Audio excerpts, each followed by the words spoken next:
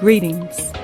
You are now tuned into the HittMobb podcast series, where we discuss the art, business, legacies, and lifestyles of music production with your hosts, Daven Vanderpool, known as Prestige, and Paul Hendricks, known as Baby Paul. Let's get to it.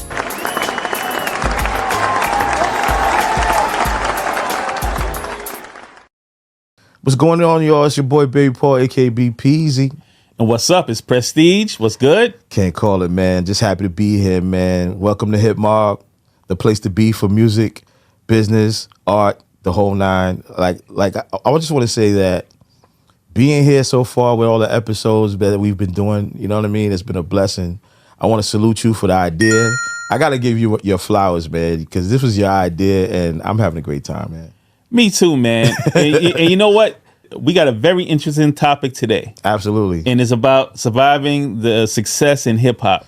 Man, let me tell you something, man. Like, first of all, we all know that being in this culture, you know, as producers, you know, to be around and have like longevity is not easy. It's not well, easy. You know, it's so funny, man. When you look at a lot of R&B artists, a lot of R&B artists was able to have careers. Right. It's not like that in hip hop. Right. That's true. That's true. And then, you know, they say it's a young man's game, but my question is, what happens when you get older? You know, how do you stay relevant? But also, how do you continue to monetize your career when the music changes, the technology changes, you know what I'm saying? So to be successful in hip hop for like decades, and I'm specifically talking about decades, not like 2 years, not like 5 years, but like 20 years and so on, you know, that's not easy. Definitely not. And, you know, the music taste has always changed. Oh, does it? Oh, yeah. And topics and trends is hard to stay relevant. So surviving hip hop. Well, you know, just the challenges to stay on top and stay relevant. And even I think today is probably even worse because of the accessibility of everything today. Yeah, I feel like, all right, we look at the digital age for what it is and the advancements and everything from social media to technology and accessibility with the music. But like, how does that affect people financially, mentally? You know what I mean? Like, I'll start with financially. Like, we're looking at the changes in the digital world and how people monetize the music compared to when we first started.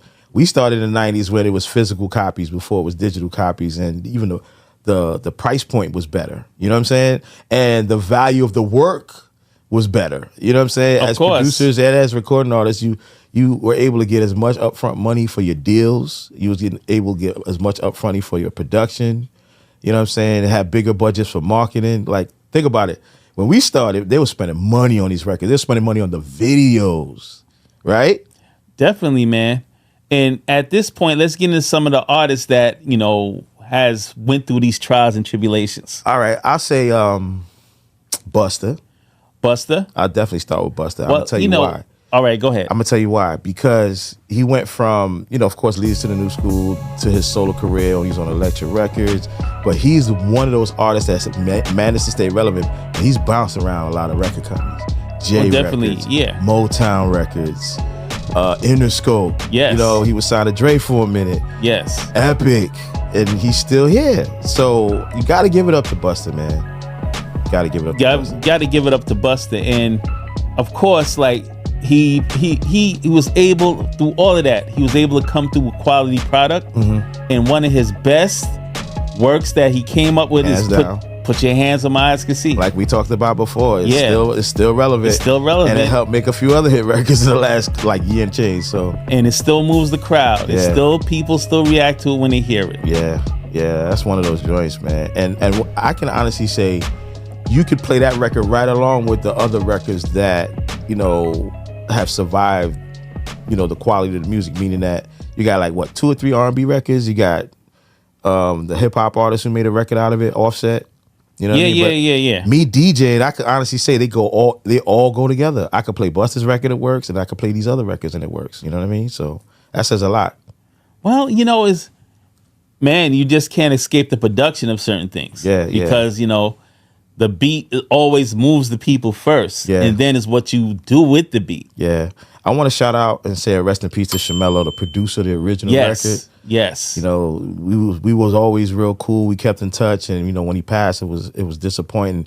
But it's just crazy because as big as that record is, he never really got the just due for the work he did. You know, in the industry, it's not like his name rang bells. But you know, rest in peace to Shamello, man.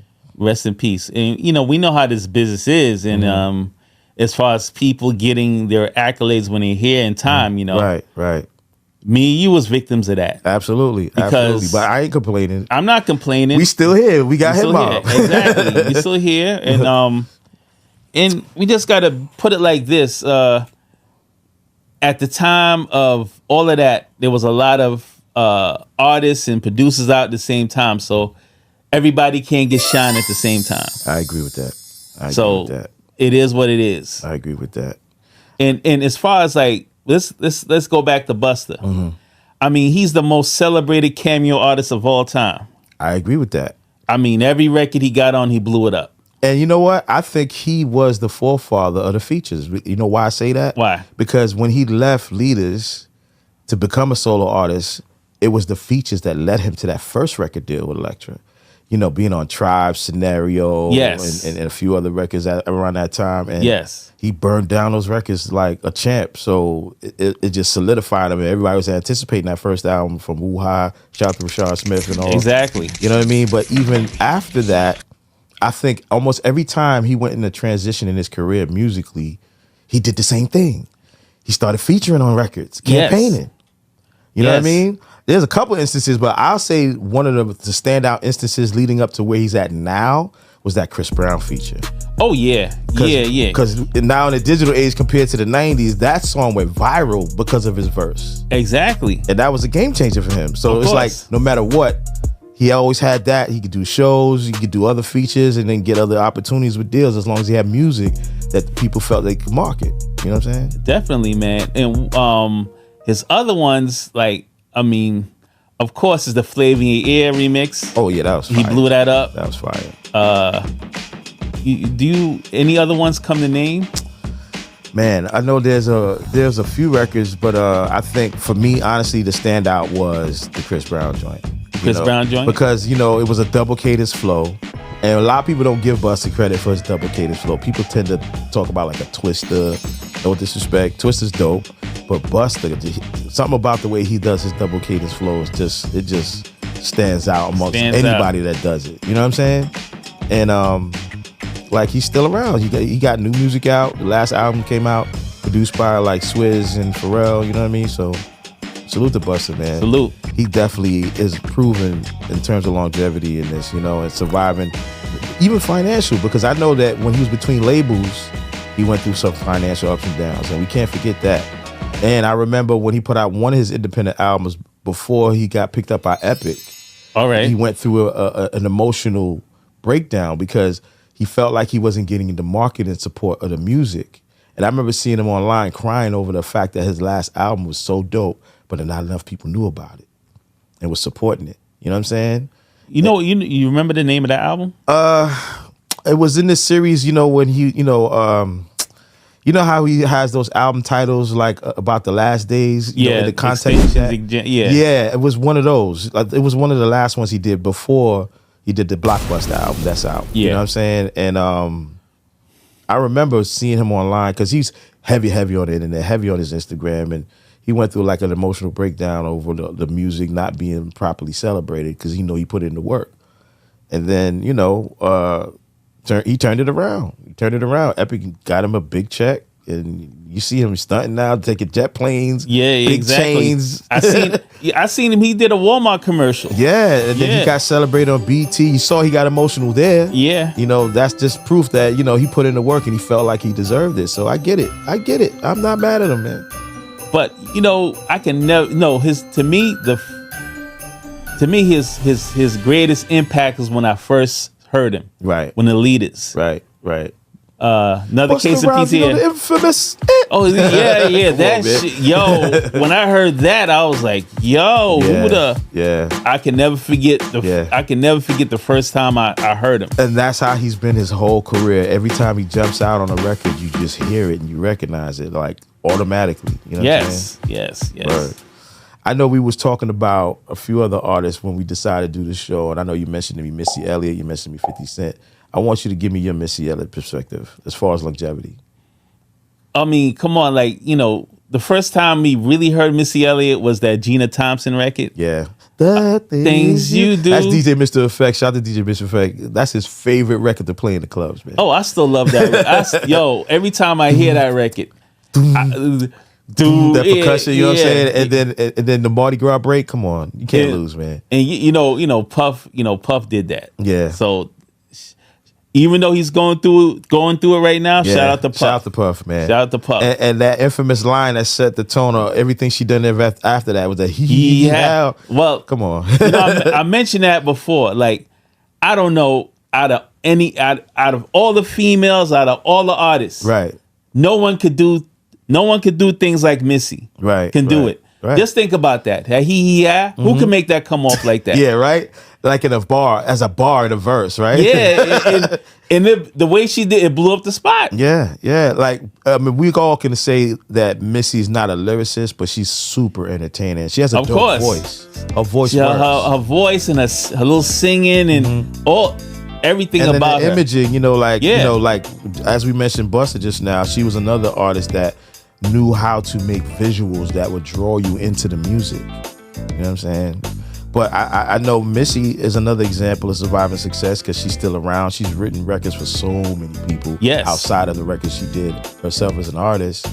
And I know she went through health concerns and, you know, those kind of changes. And, you know, I feel like to still be around after you go through all of these different things, you know, especially for artists coming from the 90s and early 2000s to now, you got to give it up to her. Missy's still doing this thing. That tour that they just did, I think Busta, Missy, Timbaland, everywhere they go, I'm hearing good reviews. Like the performances and the shows is incredible. You know what I'm saying?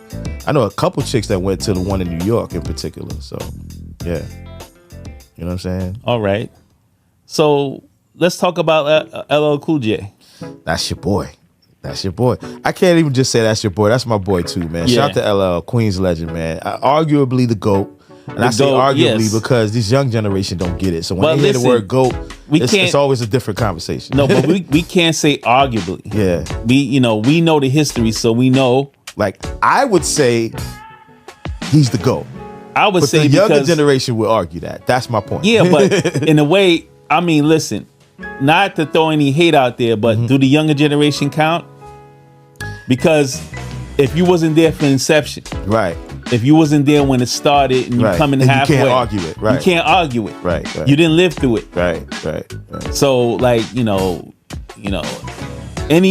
I hear all of these new artists come and saying they're the GOAT and from this era, to me is bullshit because someone had to come and lay the pavement first. That's true. And show you how to do it and put that effort in order for you to come back, pick that up, and you do your own version of it. Right.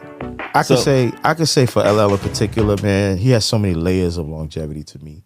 Definitely. First of all, he was one of the first artists to break big on Def Jam and spearhead that brand as a company. Yes. But aside from that, you know, he was the first male solo rapper that was a sex symbol, but still kept the street credibility and the lyricist. Yes. As a lyricist.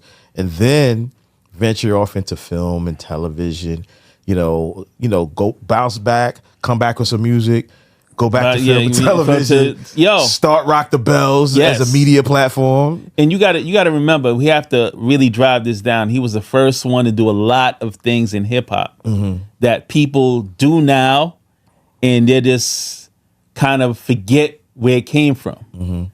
So, the first love hip hop record we ever heard was I Need Love by LL Cool J. That's right. The first rapper to make a love record.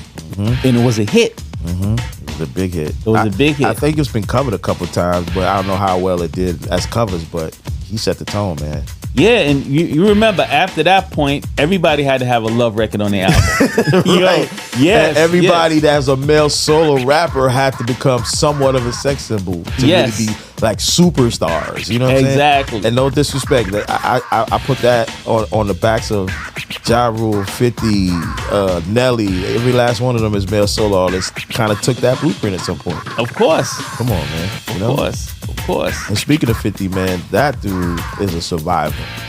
Well, let's continue with LL. I mean, like, he did a series, TV, a sitcom called In the House. Right. I remember that. Then he bounced from that, and he did movies. Oh, remember his first movie appearance was in Crush Groove. I was just watching that the other day. Remember, I was telling you that. Yes. I said, you know what? Because I found out that I think it's the 40th anniversary of Crush Groove. So they got it on Prime. So I was peeping all of the like classic hip hop movies that was in the menu, like Crush Groove, B Street, Breaking, like everything, Wild Style. I was like, you know what? I gotta watch this again, and it was like refreshing because, first seeing LL, the young LL coming in, of course, Run DMC, Dr. Jekyll, Mr. Hyde, rest in peace, Andre Harrell. It was just a dope watch, man. You know what I'm saying? And L set the tone from then on. I think that was his first time being visually seen, even though he had the music on the street. Am I right? That's true. Yeah. And then from that show, he bounced and did TV. His other TV show was NCIS. That what's so funny? What? It ran a long time, but I never really watched that. I knew it existed, but I never really watched it. I watched In the House. Yeah. And of course, I followed the movies. One of my favorite LL movies was Deep Blue Sea. When he was the chef and he was getting attacked by the shark. I don't know. Something about that movie was entertaining to me, man. No. One of my favorites was In Too Deep. Okay. Oh, yeah. When he played God. Yeah. Love it. With the pool stick. Y'all figure it out if y'all ain't seen it. Jay Reed. Yeah. You ain't a cop, Jay Reed. I forgot about that. You're right. That movie was dope. Was dope. Church was in that too, right? I don't remember. No. I'm mixing it up. I don't think he was in that. Okay. Yeah. But I mean, overall, man, Els had an amazing career, and his latest album to me is dope. Shout out to Q-Tip. Congratulations on that. Like for a legacy artist to still be relevant, to still be a lyricist, to still be entertaining, have all of these accolades, and still passionate enough to still put out music of that caliber, you gotta give it up. And he created, like, what do you call it, a foundation or cultural what? But Rock the Bells? Yeah. What do you call it? He created a cultural brand because Rock the Bells existed as a concert. Song. No, yeah, it started as a song, but I'm saying in terms of its brand recognition outside of the hit song, there was a company called Gorilla, I forgot the name, Gorilla Union. It was a tour company that was doing concerts annually for a lot of like legendary hip hop artists, and it was called Rock the Bells, inspired by his song. And then years later, when they invited him to participate in it, he was just like, nah, you know what I'm saying? Like, y'all using my name. Yeah. Not necessarily his name as an artist, but the name of the song, and benefited from it with the whole concert series. So I guess around that time, that's when he handled the business to get the rights to use Rock the Bells as a business, and then turned it into not only a concert series of his own, but, the media platform that's on SiriusXM, supporting a lot of legendary artists. So I think that was a power move. Yes, it definitely was. Because in all fairness, a lot of times it be people that don't really deserve it that get these situations because they're in a financial space to do it and capitalize. But L comes from a history in the culture, a rich history in the culture. So him doing media, I take that seriously. I respect that. I respect it too. You know what I'm saying? Real talk.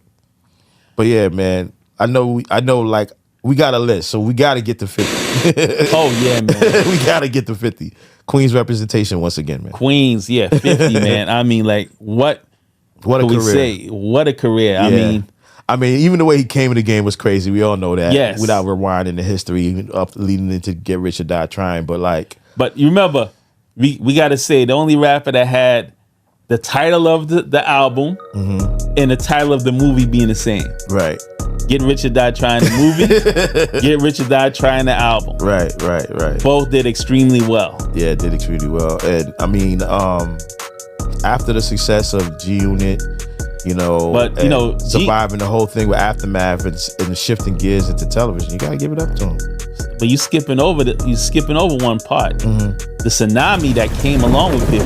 Yeah, I know you always talk about this. I mean, look, man, the clothes, the movement, the sneakers, everything, man. Yeah. I mean, like, I remember you told me when you was out of the country. I don't know if it was St. Martin or something. I was in St. Martin. Remember St. Martin? That's the Caribbean. I never forget it. I saw a dude had his minivan, had spray painted 50s Get Rich or Die Trying cover on his minivan, riding up and down with it. And I said, wow, that's powerful. Right, and then you told me about them selling sneakers, or what was it you said they were selling on the street? No, I remember 28th Street, and this was like at the time like bootleg capital. Like you had people coming in from all part of the states coming in to buy product to take back to sell in their state. Right. Everything with 50 was going. Everything, you know. T-shirts, sneakers, hats, whatever. I mean, 50, I give him a lot of credit. He fed a lot of people at that time because and to add to the point that you made, like it was a tsunami when he was at that height of success. What he sold like 10 million records. 10 million records. That album, yeah, and counting, because we don't even know the actual SoundScan now compared to like the height of its success up there. But like, how do you come back from that? But and this is the point to why we're saying surviving success. How do you still come back from that? Getting that height of success in music and still be relevant. Because some people, they one hit wonders. They get all those numbers and then they're gone. You know? That's very true, man. So the fact that he came out with consecutive albums after that, came out with the whole movement for G Unit, Tony Yayo, one of your favorite records. Yeah. Well, So Seductive. Yeah, So Seductive. Oh man, I love that record, man. Yeah, you always talk about that record. Yeah, like, in the G Unit movement, I mean, like, and he was actually able to put out everybody on his crew. Yeah, he did. All of them he gave had everybody a shot. Everybody had hit records, and he signed a few other people. Shout out to MOP, shout out to Mace. I mean, whatever came of it, it is what it is. But he definitely was open to give other opportunities outside of his immediate crew.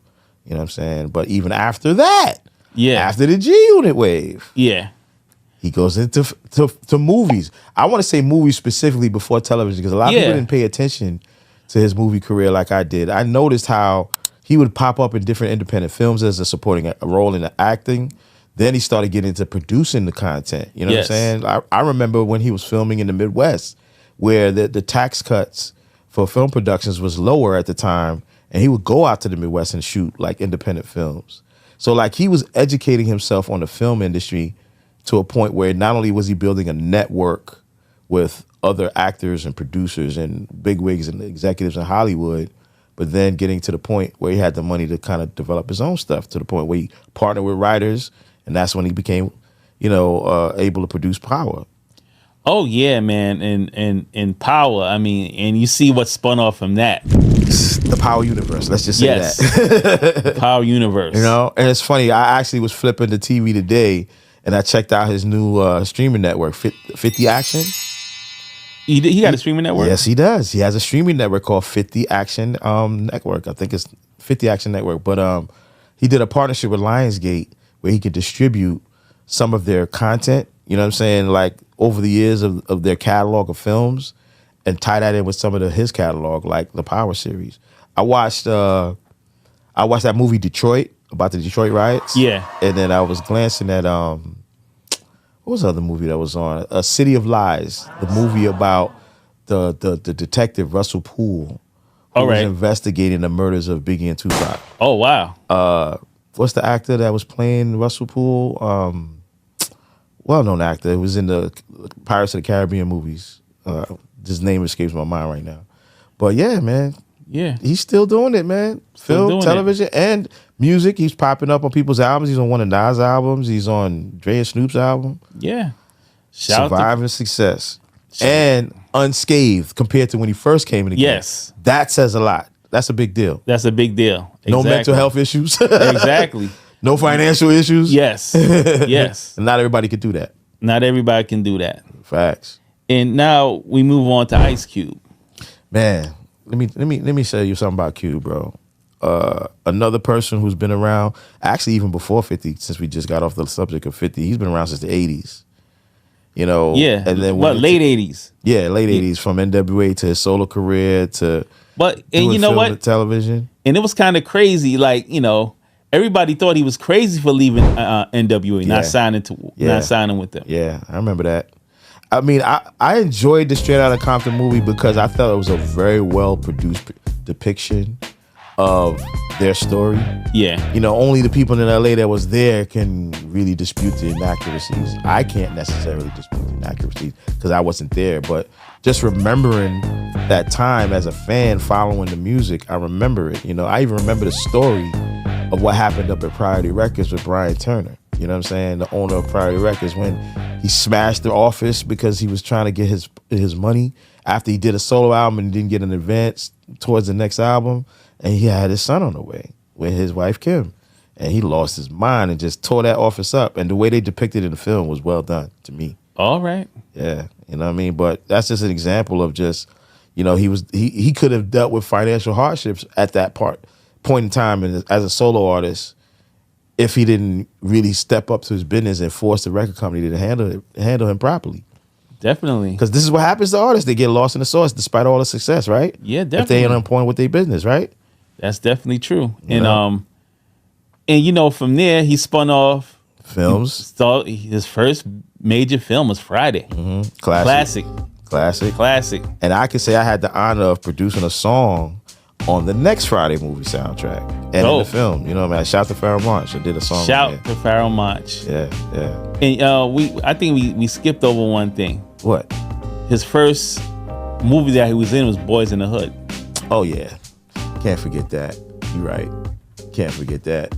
And shout out to John Singleton. Rest in peace. And he said John Singleton really inspired him into writing for movies. Right. That's what got him to that point of doing Friday.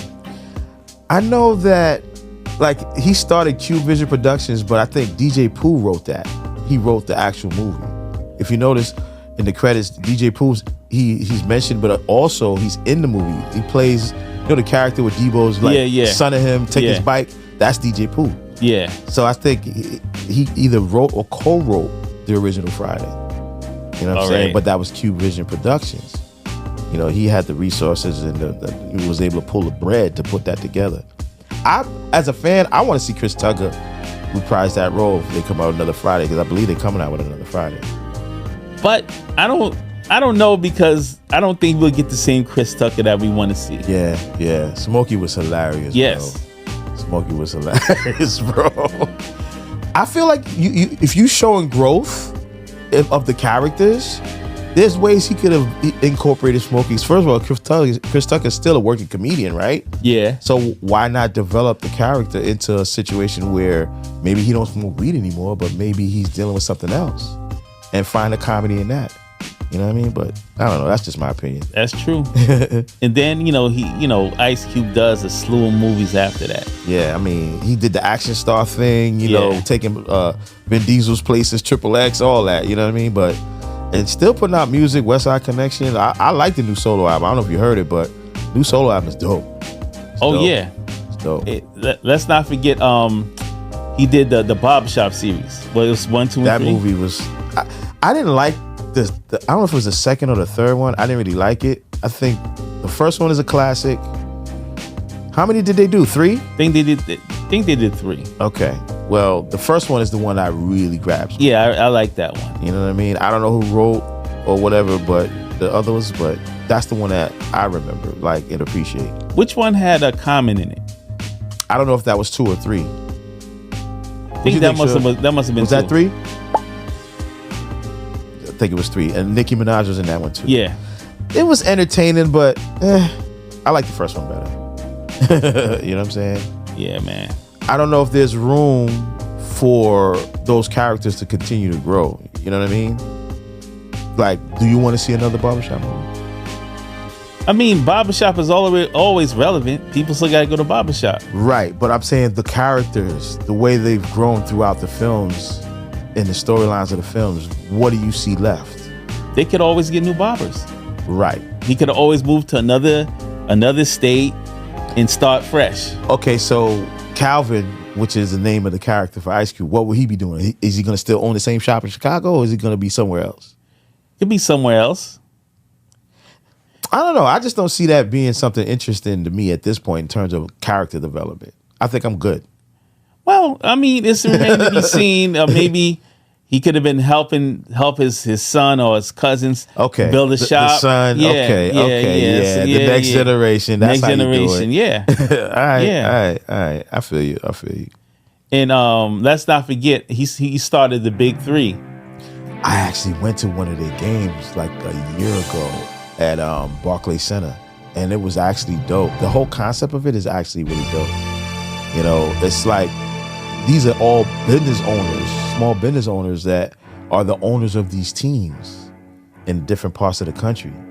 And Cube brought in like corporate sponsors to be able to produce these games.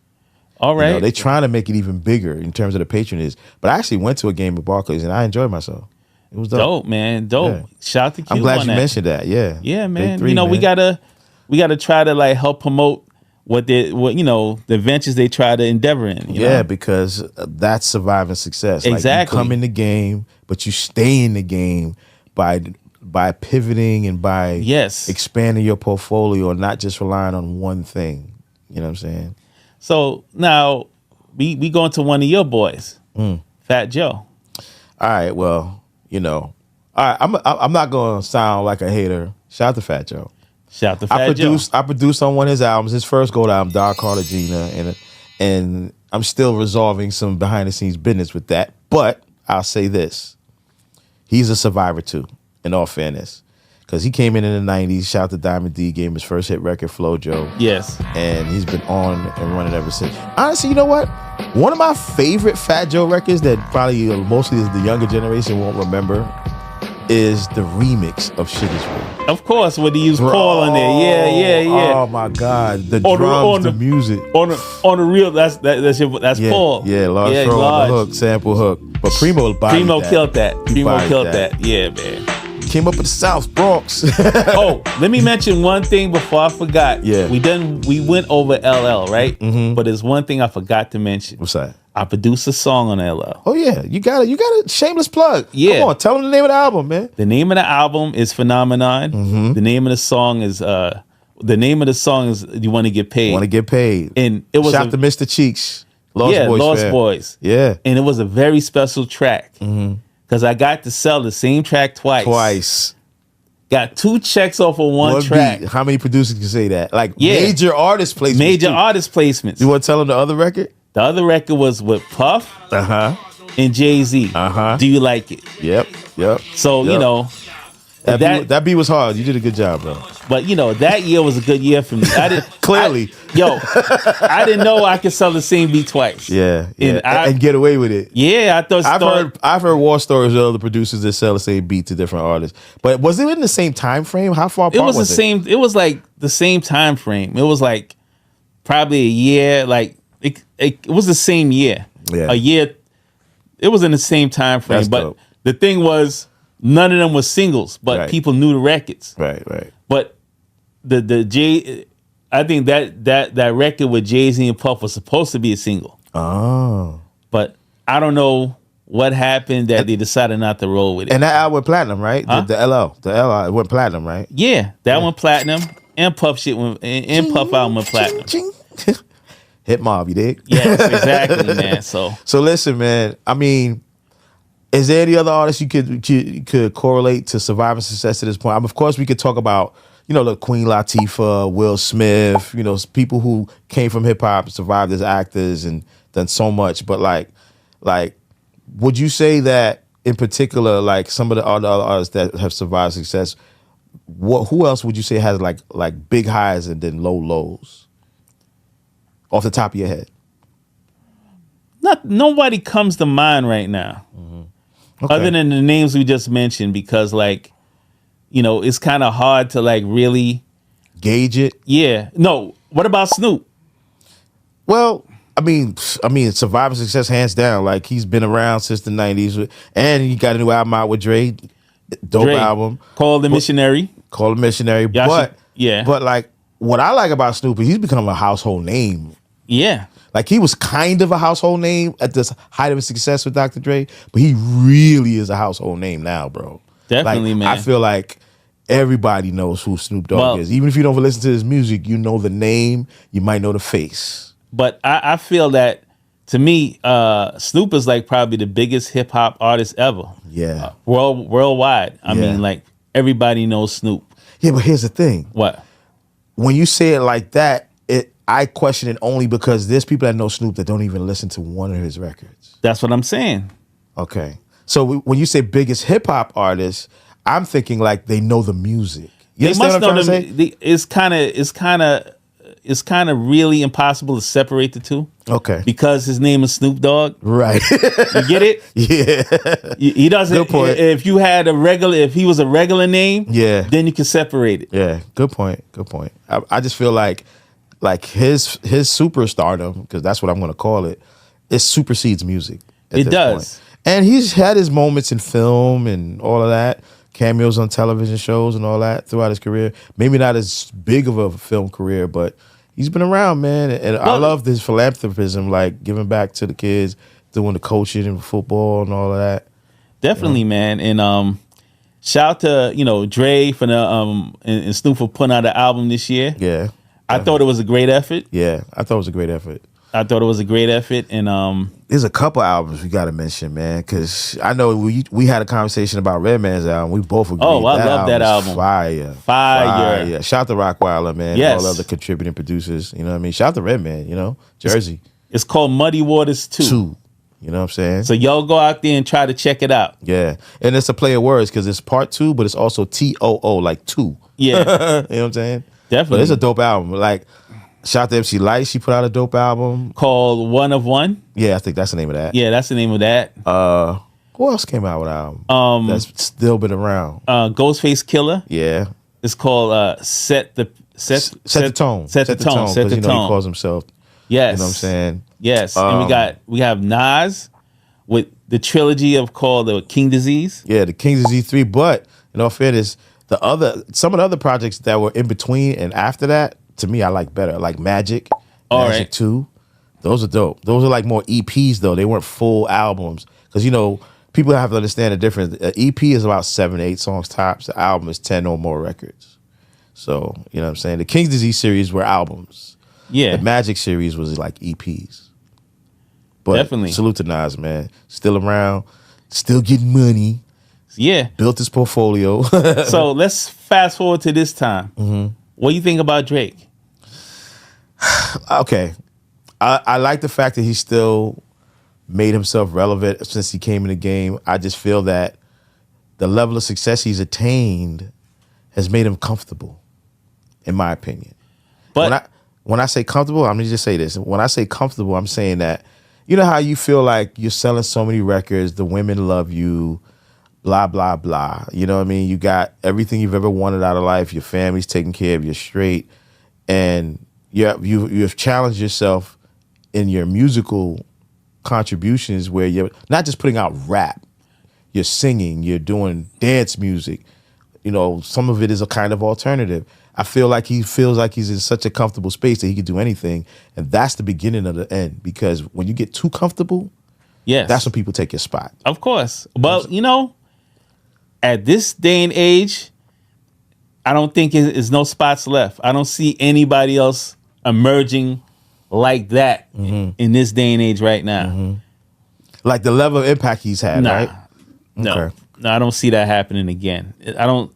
The like, way the in other words, none of the artists are hitting you in that same way. No, it's not even that. The amount of money and investment has to be done in order for artists to reach those kind of heights. Right. I don't see that happening again today. Right. Because of the way the business is today. Mm-hmm. And what about Kanye West? Man, survivor. But what I'll say is he definitely never, to me, this is just my opinion, was the same when his mother passed. You believe so? Same. I believe so, because let's look at the albums he's made after his mother passed. A lot of good albums, but you could tell the conversation in his music over time became more misogynistic, and it became more, I would say less conscious. The only example of that is when he started turning to a more of a spiritual tone. Yeah. But since then, he's regressed. He regressed. To, the more misogynist. So you can see the confusion and the conflict in his creative approaches. But he has such a huge fan base, an international fan base. People just suck it up regardless if they're real fans. But you forgetting to mention one big thing. What? All of his brand deals, the shoes, the Yeezys. That's without even saying, like, he's done a lot between Nike and Adidas alone, when it comes to the shoe game, the sneaker game. But I feel like in the height of his success, I feel like there's some things that he regressed, and I think that's what ended up leading to the cancel culture he experienced, because he's just walking around with a chip on his shoulder, in my opinion. Like, he's always mad. Sometimes you gotta like balance out what you're doing creatively with what you're trying to do as a human being for the world. When you're in these positions of power, you got an opportunity to put out clothes. You got an opportunity to put out all these different things that you're doing. You don't go against the companies that are giving you these opportunities. You didn't have that when you was coming up at all. So it's like, okay, we understand ownership, we understand black empowerment, we get all of that, but you have to first start somewhere. Put yourself in a position of power where you can then do these things. Do these things to correctly. empower yourself to do it. You know what I mean? That's my only and not try to alienate anyone else while doing that. Yeah, and I think that's what led to what caused him to be, quote unquote, put in the cancel culture aspect. He's still making his money. He's still putting out product and still got his fan base. That's a given. Like, no one's going to take that away from him because he's that talented. Yes. And on that note, we come to the end of this show. Yes, sir. All right? Yes, sir. So much that we could cover, man. Yes. It might take another episode of Surviving Success in Hip Hop, because there's so many artists that we could have mentioned, so many situations that we could have mentioned, but we take up so much time, right? Just keep up on our content. We're gonna do probably a part 2 of this. We got to do a part 2 of this, man. And I gotta say, real quick, be sure to check out the HittMobb merch, HittMobb.com. That's the website. Check out the merch. We got a lot coming. All right. Peace.